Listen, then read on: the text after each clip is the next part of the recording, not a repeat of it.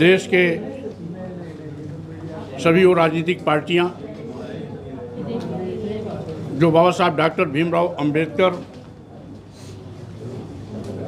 मानवर काशीराम जी के सामाजिक परिवर्तन आंदोलन पर संचालित की जा रही हैं,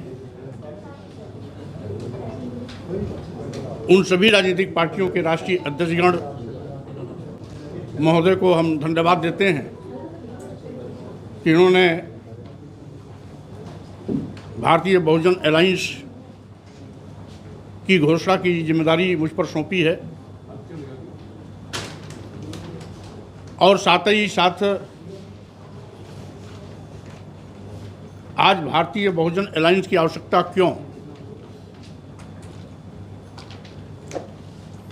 यद्यपि अलायंस पहले से भी बहुत बने हुए हैं, फिर भी भारतीय बहुजन अलायंस की आवश्यकता क्यों? इसलिए कि बाबा साहब डॉक्टर अंबेडकर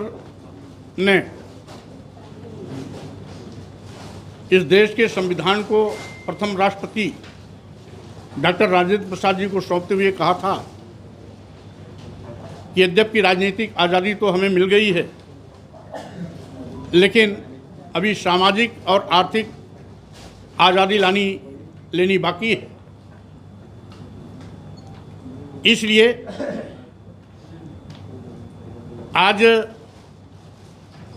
पूर्व में अभी तक जो भी अलायंस रहे हैं वो यथास्थितवादी ताकतें रही हैं, यथास्थितवाद को पोषक रही हैं,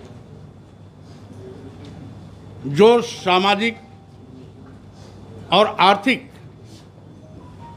आज़ादी लाने के पक्षधर नहीं है। इसलिए देश के वो सभी राजनीतिक पार्टियां जो समतामूलक समाज बनाने की पक्षधर हैं, इस देश के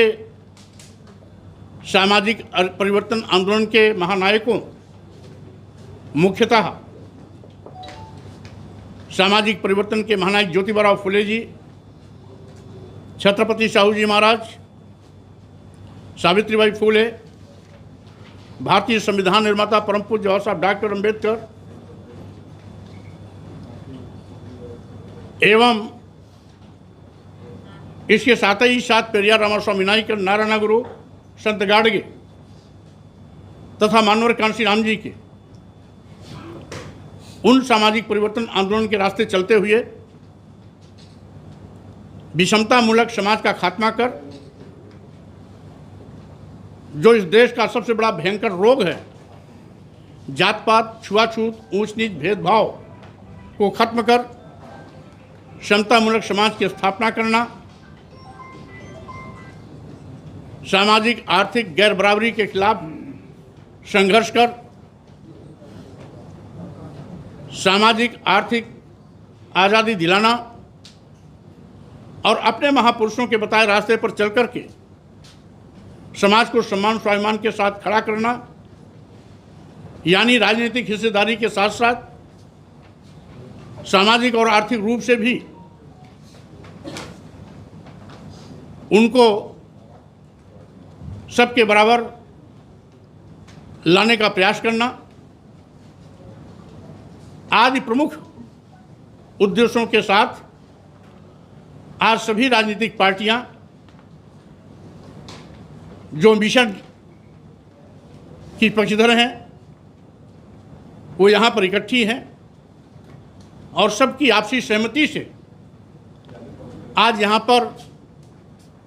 भारतीय बहुजन अलायंस की घोषणा की जा रही है। जैसा कि देखा गया है, इस देश के अनुसूचित जाति, अनुसूचित जनजाति और पिछड़ों पर आंसू तो बहुतेरे बहाते हैं, लेकिन जब उनका इतिहास देखा जाता है या वर्तमान देखा जाता है तो किसी ने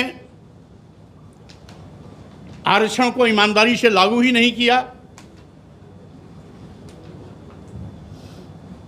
और आज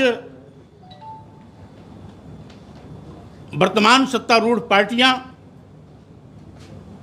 तो आरक्षण को बिल्कुल खत्म करने पर आमादा हैं। यानी जिस संविधान की शपथ लेकर के संवैधानिक पदों पर चुन करके प्रधानमंत्री और मुख्यमंत्री के रूप में बैठे हुए हैं, वो भारतीय संविधान द्वारा प्रदत्त अनुसूचित जाति, अनुसूचित जनजाति और पिछड़ों के आरक्षण को खत्म करने पर आमादा हैं, जो न केवल संविधान पर खतरा है बल्कि इस देश के अनुसूचित जाति, अनुसूचित जनजाति और पिछड़ों की अस्मिता के साथ भी क्रूर मजाक है। और फिर से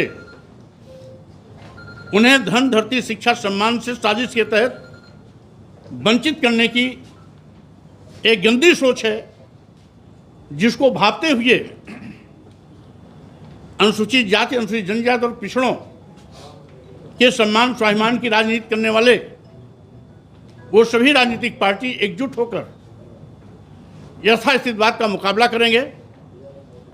संविधान की भी रक्षा करेंगे। साथ ही साथ बाबा साहब डॉक्टर भीमराव अंबेडकर जी ने जो संप्रभु राष्ट्र भारत की कल्पना की है, उस भारत की भी अस्मिता को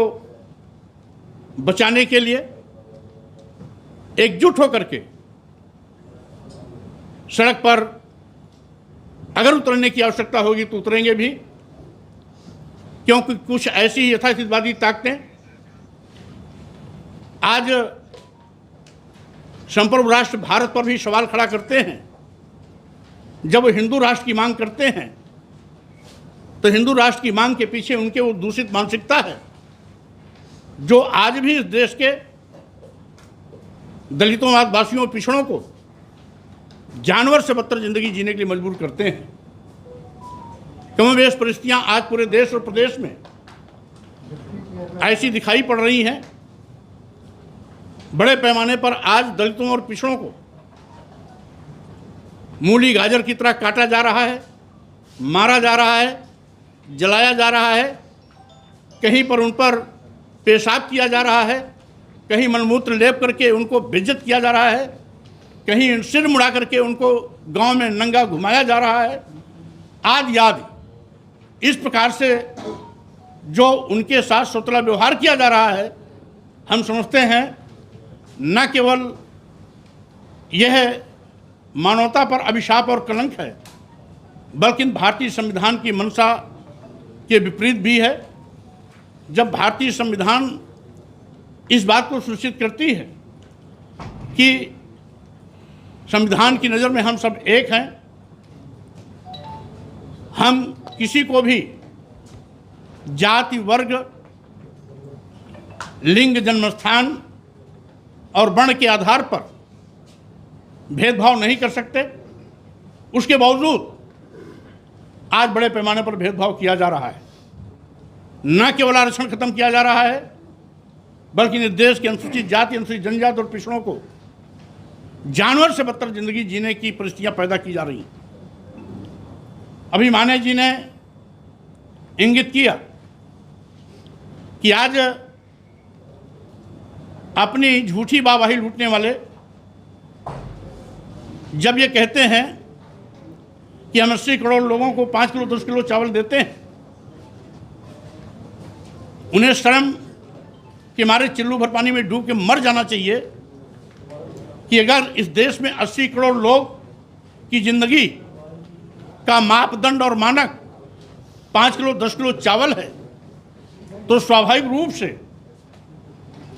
हम विश्व गुरु बनने का सपना जो लोगों को दिखाते हैं, वो न केवल तथ्यहीन है, बल्कि सरासर लोगों की आंख में धूल झोंकने जैसा है। यानी 80 करोड़ लोग जिस देश में 5 किलो 10 किलो चावल पर अपनी ज़िंदगी बिताने के लिए मजबूर हैं, आप समझ लें कि आज यह देश कितना पिछड़ा हुआ है जहां पर लोग अपने पैरों पर खड़े होकर के राष्ट्र को समुन्नत बनाने में अपनी थे, वो केवल 5 किलो 10 किलो चावल पर लाइन लगाने के लिए मजबूर हैं। यह है हमारा वर्तमान गया गुजरा बदहाल भारत। ऐसे लोगों के चंगुल से इस भारत को मुक्त भी कराना है, आरक्षण को 100% लागू करा करके अनुसूचित जाति, अनुसूचित जनजाति और पिछड़ों के अधिकार को दिलाना भी है। भारतीय संविधान की मंशा के अनुरूप इस भारत को बनाने के लिए हम सबको एकजुट होकर काम भी करना है और साथ ही साथ सामाजिक आर्थिक आज़ादी भी लेना है। राजनीतिक हिस्सेदारी तो मुख्य मकसद हमारा है ही, क्योंकि मानवर कांशीराम जी कहते थे कि सत्ता वो चाबी है जिसके माध्यम से सभी प्रकार के दरवाजे खोले जा सकते हैं। अगर सामाजिक आर्थिक आज़ादी लेनी है तो भी सत्ता के माध्यम से ही वो संभव है। इसीलिए आज भारतीय बहुजन अलायंस की आवश्यकता पड़ी है, जो हमारे देश के तमाम राजनीतिक पार्टियों के राष्ट्रीय अध्यक्षों ने बहुत ही विचार मंथन, आपसी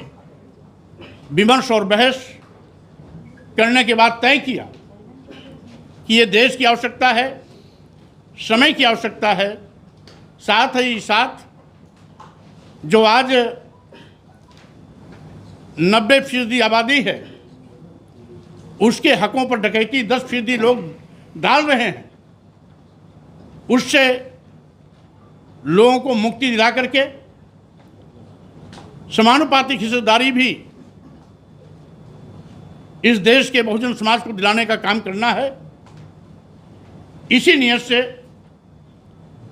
भारतीय बहुजन अलायंस की घोषणा की जा रही है। आज देश हो या प्रदेश हो, तमाम ऐसे छद्मवेशी लोग भी हैं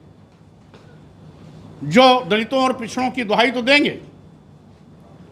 लेकिन मौका आने पर उनका गला काटने से भी बात नहीं आते, यानी आरक्षण खत्म करने से भी उनको संकोच नहीं लगता। अघोषित रूप से आरक्षण के प्राविधानों को लागू न करने का पाप करके इनडायरेक्ट वे में वो भी अनुसूचित जाति, अनुसूचित जनजाति और पिछड़ों का हक मारने की कोशिश करता है। इसीलिए इन सभी बिंदुओं पर बहुत ही गंभीरता और गहन विचार करने के बाद आज आप सभी लोगों के सामने भारतीय बहुजन अलायंस की घोषणा की जा रही है। हम समझते हैं हम लोग संयुक्त रूप से मिलकर के आगे काम करेंगे और साथ ही साथ एक दूसरे के सहयोग से इस देश के अनुसूचित जाति और पिछड़ों के न केवल सम्मान स्वाभिमान की रक्षा करेंगे, बल्कि संविधान की भी रक्षा करेंगे और यथार्थवादी ताकतों को धूल चटाने के लिए हम आगे मजबूत संघर्ष के साथ अपने इस अलायंस की उपस्थिति भी दर्ज कराएंगे। इन्हीं शब्दों के साथ में मैं सभी राजनीतिक पार्टी के राष्ट्रीय अध्यक्षों को पुनः धन्यवाद देता हूं